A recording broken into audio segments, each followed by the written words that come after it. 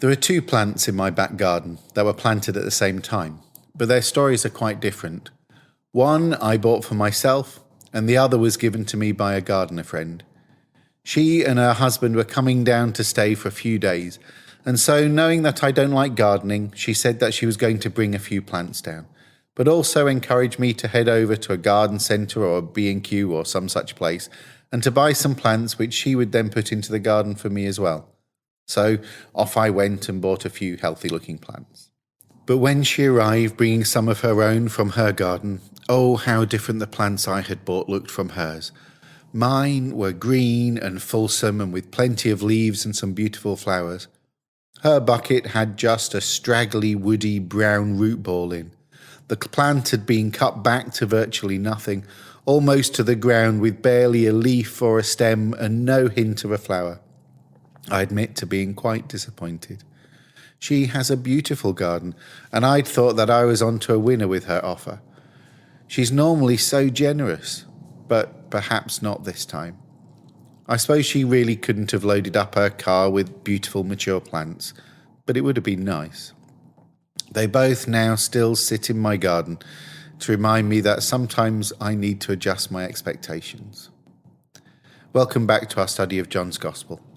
I'm Ian, and this is the Selah Time to Pause podcast from Plexus Salvation Army, an online church in the UK. I will stop and breathe in your presence. Just breathe. Just breathe.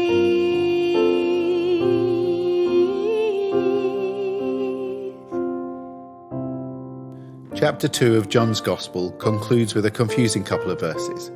3 verses that don't seem to fit our expectations of who Jesus is. There are some lazy sections of the modern church that, by and large, has reduced the Gospel to an affirmation of Jesus. They've taken a shorthand understanding of what following Jesus means and have treated it as if it's the whole Gospel. What I mean is, a person will tell an evangelist that they want to be saved, and then the evangelist will say a simple prayer with them and then declare them to be a Christian and tell them that they'll spend eternity in heaven with Jesus. Over the years, I've seen this time and time again.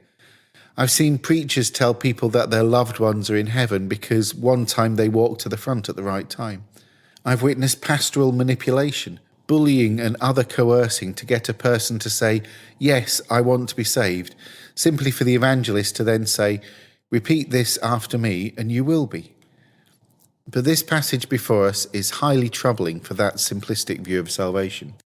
Because of the miraculous signs Jesus did in Jerusalem at the Passover celebration, many began to trust in him.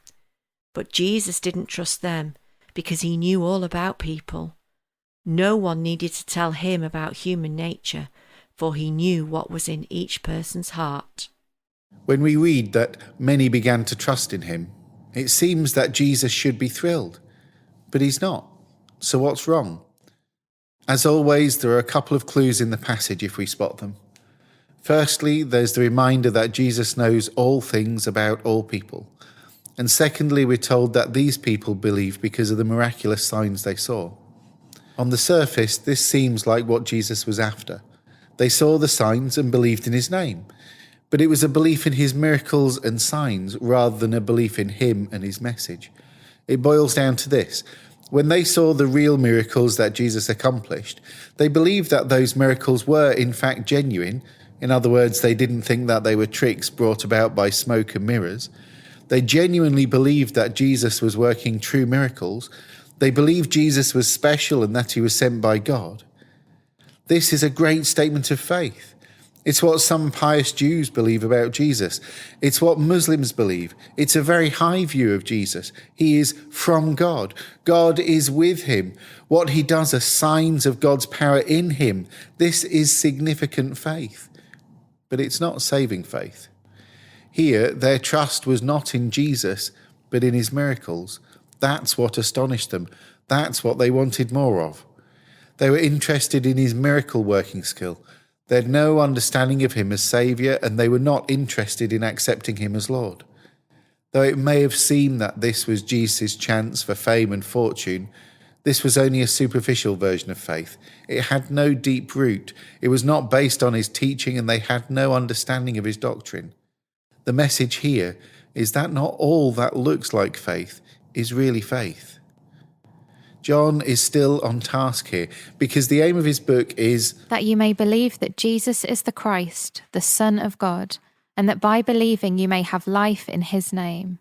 So it's crucial that John clarify that not everything that looks like faith is really true faith.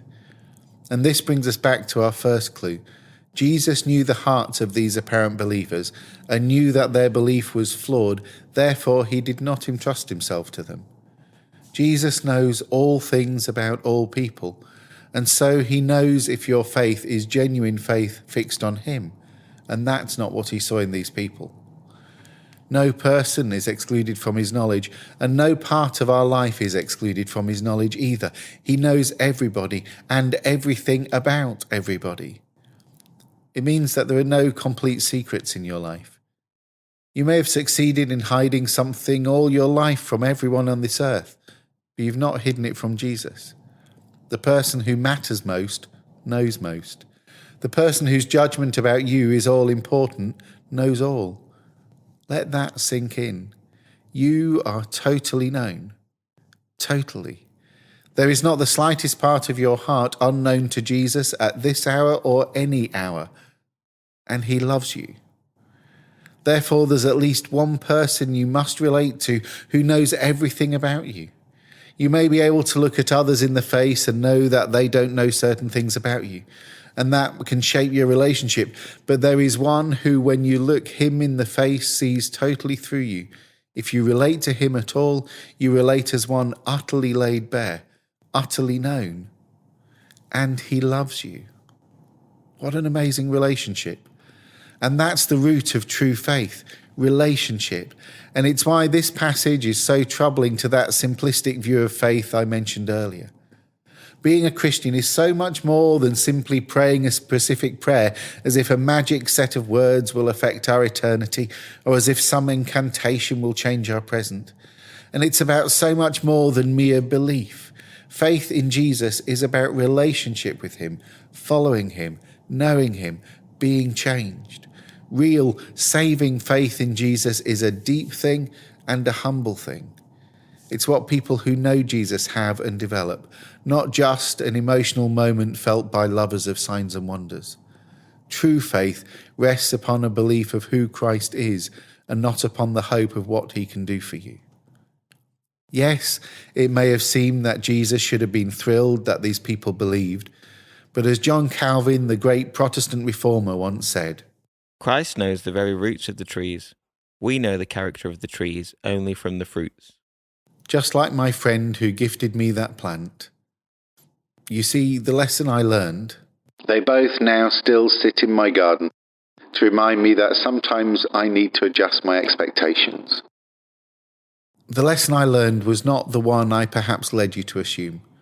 The lesson was that it's not what's above ground that's important, but what's underneath. That roots are far more important than flowers.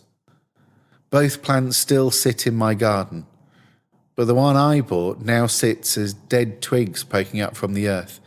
It dried out in the heat wave and its flowers soon fell off and its green stems soon turned brown and desiccated. Yet the one that was given still lives, and each time I look there are signs of vitality and new growth. In this story, we see both sides. We see the people putting their trust only in the outward signs of the miracles that they could see, and failing to look deeper to discover who Jesus truly was. And we also see Jesus looking deeper, past the superficial appearance of faith, to see the vacuum that lay beneath where the roots should be. So the question, the challenge comes to us. How deep do the roots of our faith go? Where does your faith truly lie? In who Jesus is, or simply in what he can do? Can you truly say, Jesus, I trust in you. In thee, O Lord, do I put my trust.